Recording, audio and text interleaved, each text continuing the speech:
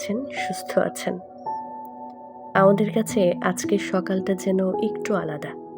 জানালার ফাঁক দিয়ে ঢুকে পড়া রোদের আলো আজ আমাদের নতুন কিছু বলছে। আর এদিকে আমার ছেলে মিহির ঘুম থেকে উঠেই তার স্কুলের খোঁজ করছে। কারণ তার এই মুহূর্তে দাঁড়িয়ে একটাই স্বপ্ন, সে কখন স্কুলে যাবে। বারবার তাড়া দিচ্ছিল আমাদের যে আমি কখন স্কুলে যাব, কখন আমি আমার ফ্রেন্ডসদের সাথে খেলা করব। যদিও তখন পর্যন্ত তার কোনো ফ্রেন্ডস হয়নি, কিন্তু তার ইচ্ছা তার স্কুলে গিয়ে নতুন বন্ধু বানাবে এবং সেই বন্ধুদের সাথে যতক্ষণ পর্যন্ত স্কুলে থাকবে পড়াশোনা না করে সে খেলাধুলা করবে। এটাই তার স্বপ্ন। তো আমি সকালে উঠে রেডি হয়ে দেন ওকে রেডি করলাম। আর আমাদের এত সকালে ঘুম থেকে ওঠার অভ্যাসটা আসলে নেই। মিহিরের তো আরও নেই। ও আরও দেরি করে ঘুম থেকে ওঠে। তবে খাবারটা নেওয়ার পরে ওর খুব বিরক্ত লাগছে, কারণ এত সকালে খাবার খেতে হচ্ছে। তো এই তো বাচ্চারা বড় হয়ে যাওয়ার পর কত কিছু যে বদলে যায় আসলে সেটা বলাই বাহুল্য। আমার কাছে বারবার মনে হচ্ছিল যে এই ছোট্ট ছেলেটা কখন বড় হয়ে গেল। আগামীকাল থেকে ছোট্ট ব্যাগ পিঠে নিয়ে দরজার পাশে দাঁড়িয়ে থাকবে আমার সন্তান। চোখে মিশে থাকবে কৌতূহল, আনন্দ, অজানা এক ভয়। আজকে তার ভর্তির দিন ছিল। তার জীবনে ১ম স্কুলে যাওয়ার দিন।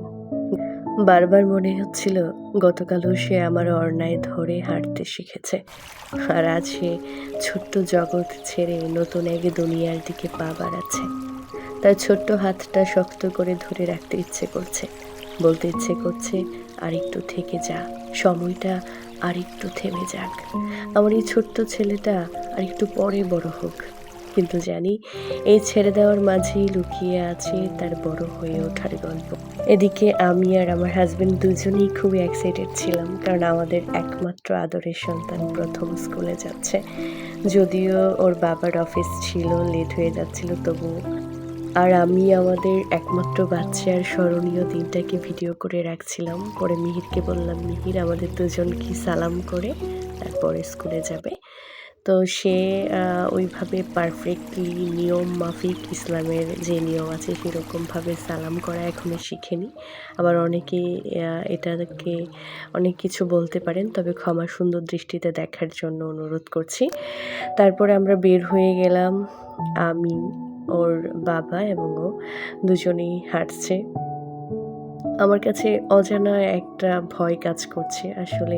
আসলে সন্তানের ১ম স্কুলে যাওয়া শুধু তার নয়, একজন বাবা-মার জন্য এক নতুন অধ্যায়। আনন্দ, গর্ব আর এক অদ্ভুত শূন্যতার মিশ্রণে গড়ে ওঠা এই অনুভূতি ভাষায় প্রকাশ করা কঠিন। তবুও আমার সন্তান অনেক বড় হোক, মানুষের মতো মানুষ হোক। এই দোয়াটা করেই আমিও যাচ্ছিলাম। মিহির তো খুবই এক্সাইটেড, যে বারবার আমাদেরকে বলছিল আর কত দূর স্কুল।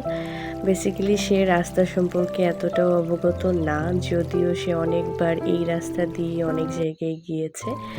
কিন্তু তখন এত ভালোভাবে দেখেনি। তো এবার সে খুব আগ্রহের সহিত আমাদেরকে অনেক কিছু প্রশ্ন করল, যে আসলে এই রাস্তা দিয়ে স্কুলে যেতে হয়, কি করতে হয়, কি করে না করে অনেক কিছু।